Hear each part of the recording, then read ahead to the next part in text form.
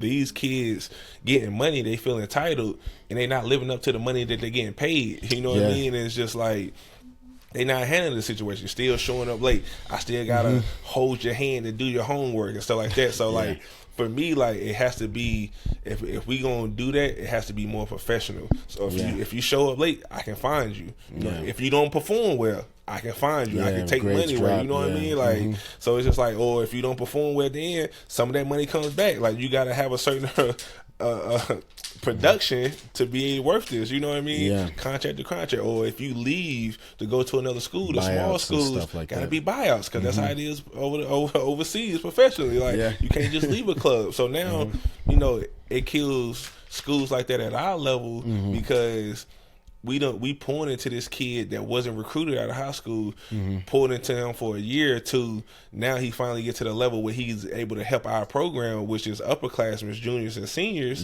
Now he's leaving, going to another program.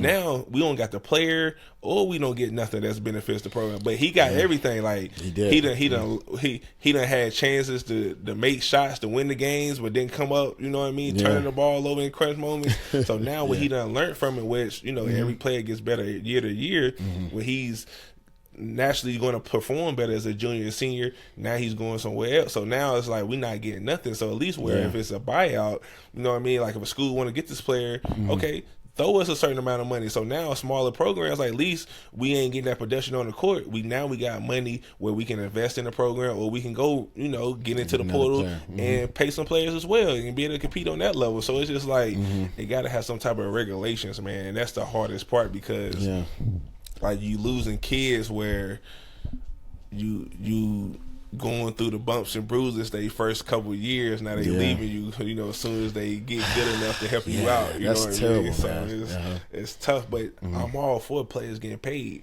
But if it's gonna be professional, it has to be 100% professional all the way through, and not just in one sense. Exactly.